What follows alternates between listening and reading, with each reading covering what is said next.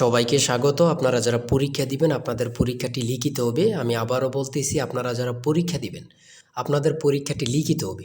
আপনাদের পরীক্ষার জন্য স্পেশাল একটি প্রশ্ন প্যাটার্ন নিয়ে এসেছি। ইনশাল্লাহ এই প্যাটার্ন থেকে 25 থেকে 30 নাম্বার অনায়াসে কমন পাবেন। শুধু ধৈর্য সহকারে সম্পূর্ণ ভিডিওটা দেখেন, আমি দেখিয়ে দিব কোন কোন বিষয়ে কোন কোন টপিক থেকে প্রশ্ন উত্তর আসবে, 100% হুবহুব কিভাবে কমন পাবেন, এই সকল তথ্য নিয়ে আজকে আলোচনা করব। আর বিশেষ করে বলে রাখি, আপনারা যারা পরীক্ষা দিবেন পরীক্ষার প্রশ্ন প্যাটার্ন যেমন থাকবে সেম প্যাটার্নে একদম শর্ট করে স্পেশাল শর্ট চূড়ান্ত সাজেশন তৈরি করা হয়েছে। সাজেশনটি নিতে স্ক্রিনে দেওয়া হোয়াটসঅ্যাপ নাম্বার রয়েছে, ইমো নাম্বার রয়েছে, দুটোর মধ্যে যে কোনো একটি মেসেজ করে সাজেশনটি সংগ্রহ করুন।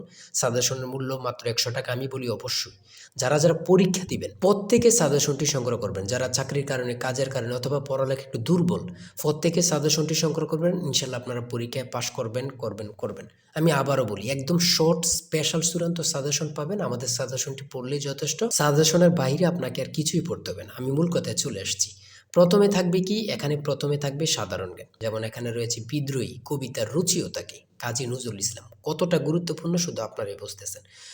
রবীন্দ্রনাথ ঠাকুর কত সালে নোবেল পুরস্কার পান, এটা কত গুরুত্বপূর্ণ আল্লাহ ছাড়া কেউ জানে না। 1913 সালে কত পরীক্ষা আসছে, সেটা আল্লাহ ছাড়া কেউ জানে না। 3 নম্বরে রয়েছে বাংলা সাহিত্য। সাহিত্য সম্রাট বলা হয় কাকে? বাংলা সাহিত্যে সাহিত্য সম্রাট কাকে বলা হয়? বঙ্কিমচন্দ্র চট্টোপাধ্যায়কে। তারপরে রয়েছে 4 নম্বরে বাংলা ভাষায় প্রচলিত 2টি চীনা শব্দ লিখুন। চীনা শব্দ লিখেন, অর্থাৎ আমরা যে ভাষাগুলো প্রতিনিয়ত বলতেছি এই 2টা ভাষা, যেমন চা, চিনি, যেমন এগুলো আমরা মনে করতেছি অনেকে যে এগুলো বাংলা না, এগুলো বাংলা শব্দ না, এগুলো হচ্ছে চীনা শব্দ। ঠিক আছে। বাংলা ভাষায় শব্দসমূহ অর্থ অনুসারে কত প্রকার? 3 প্রকার। বাংলা ভাষার শব্দসমূহ অর্থ অনুসারে কত প্রকার? 3 প্রকার। সন্ধি বিচ্ছেদ থেকে থাকবে। দেখেন, সন্ধি বিচ্ছেদ থেকে আমি যে প্রশ্ন উত্তরগুলো নিয়ে এসেছি এগুলো খুবই গুরুত্বপূর্ণ, আপনাদের পরীক্ষা আসবে। ঠিক আছে। সন্ধি বিচ্ছেদ থেকে দেখেন হিমালয়, গবেষণা, পরীক্ষা, দিগন্ত, এখান থেকে আপনারা 2 মার্ক কমন পাবেন। এই সন্ধি বিচ্ছেদ থেকে আমি বলে দিলাম। তাই বলি অবশ্যই আমাদের চ্যানেলটি সাবস্ক্রাইব ও পেজটি ফলো দিয়ে রাখবেন। কেন? পরীক্ষার নোটিশ, পরীক্ষার রেজাল্ট, পরীক্ষার প্রশ্ন সমাধান, যাবতীয় সকল তথ্য সবার আগে আমরা ভিডিও আপলোড দিয়ে রাখি। আপনি যদি চ্যানেলটি সাবস্ক্রাইব, পেজটি ফলো দিয়ে রাখেন, সবার আগে চলে যাবে আপনার কাছে নোটিফিকেশন।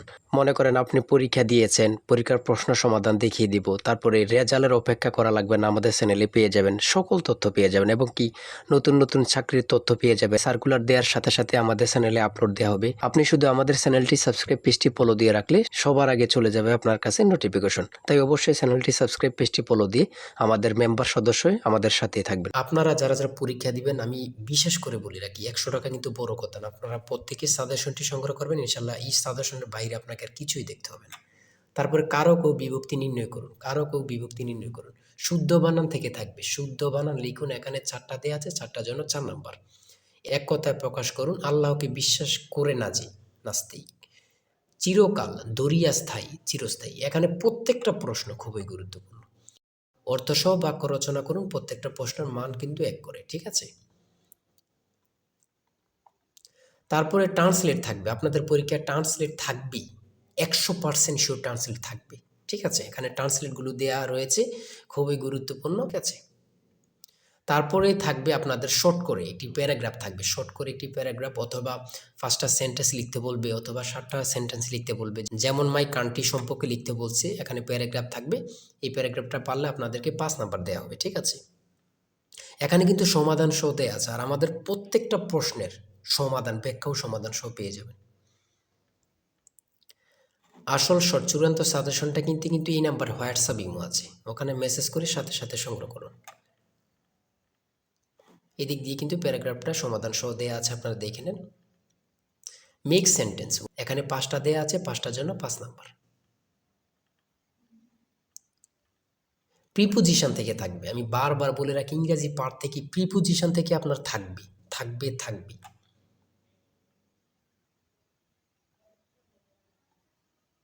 দেখেন, প্রত্যেকটা প্রশ্ন কিন্তু আমাদের খুবই গুরুত্বপূর্ণ। সিলিন্ডারের বিডিসি এবং টিডিসি বলতে কি বোঝায়? এই যে আমরা সিলিন্ডার ব্যবহার করি, এগুলো সম্পর্কে আসছে। ইঞ্জিন ঠান্ডা করার প্রক্রিয়া কত প্রকার ও কী কী? ইঞ্জিন ঠান্ডা করার প্রক্রিয়া কত প্রকার, কী কী? 2 প্রকার, একটা হচ্ছে বায়ু প্রবাহ আর একটা হচ্ছে তরল প্রবাহ। হ্যাঁ। তারপরে গণিত থেকে রয়েছে 35 লিটার অকটেন ও পেট্রোল মিশ্রণে পেট্রোল ও অকটেনের অনুপাত 4:3। এতে আর কত অকটেন মিশালে পেট্রোল ও অকটেনের অনুপাত 4:5 হবে।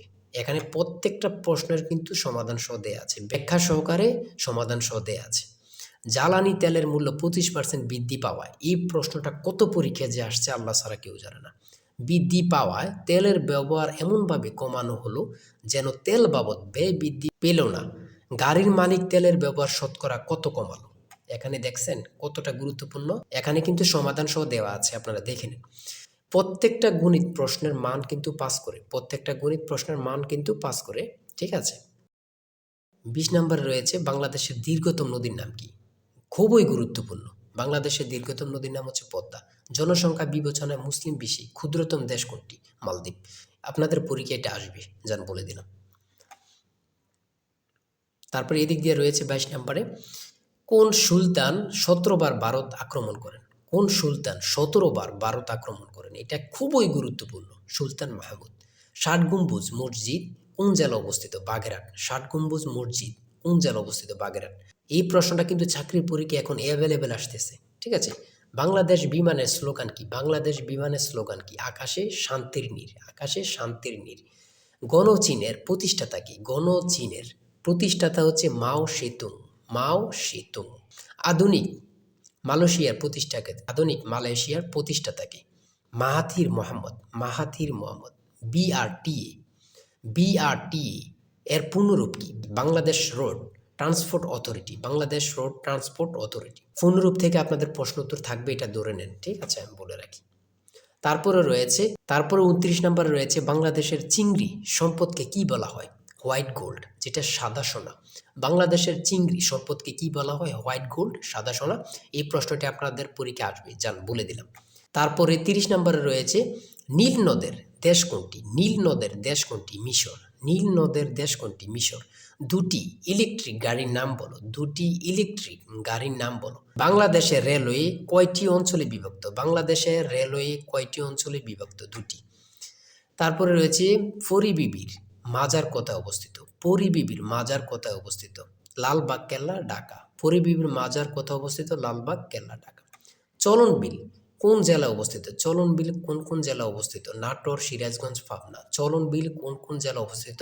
নাটোর, সিরাজগঞ্জ, পাবনা। আমি বলি প্রশ্নটি আপনাদের পরীক্ষা আসবে। বাংলাদেশের রেলওয়ে কয়টি অঞ্চলে বিভক্ত? এটা কিন্তু গুরুত্বপূর্ণ। চলন বিল কোন কোন জেলা অবস্থিত? এটাও কিন্তু গুরুত্বপূর্ণ, ঠিক আছে। এই প্রশ্ন উত্তরগুলো কিন্তু খুবই গুরুত্বপূর্ণ।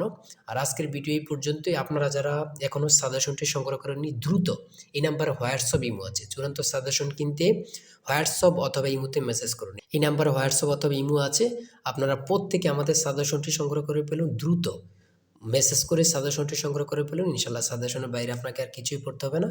আজকের ভিডিও এই পর্যন্ত। সবাই ভালো থাকবেন, সুস্থ থাকবেন। আল্লাহ হাফেজ।